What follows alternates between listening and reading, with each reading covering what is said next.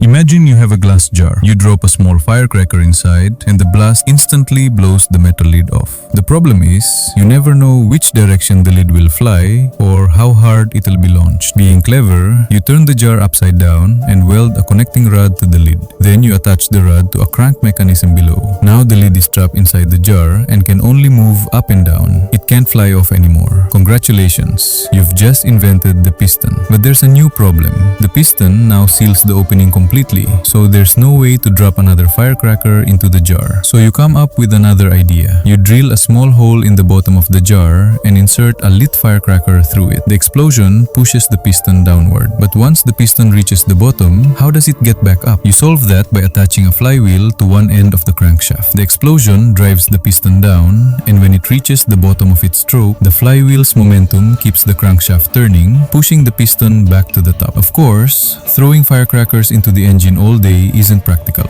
so you make one final improvement. You install an intake valve, an exhaust valve, a spark plug, and use a mixture of air and fuel instead of firecrackers. As the piston moves downward, the intake valve opens, drawing in the air-fuel mixture. The intake valve then closes and the piston moves upward, compressing the mixture. Once it's compressed enough, the spark plug ignites it. The expanding gases force the piston downward, producing power. Next, the exhaust valve opens. As the piston moves back up, it pushes the burned gases out of the cylinder. With the exhaust complete, the piston returns to the top. The intake valve opens again, and the next cycle begins immediately. Intake, compression, power, exhaust. These 4 strokes repeat over and over, keeping the crankshaft spinning continuously and delivering a steady supply of power. Congratulations! You've just invented the internal combustion engine.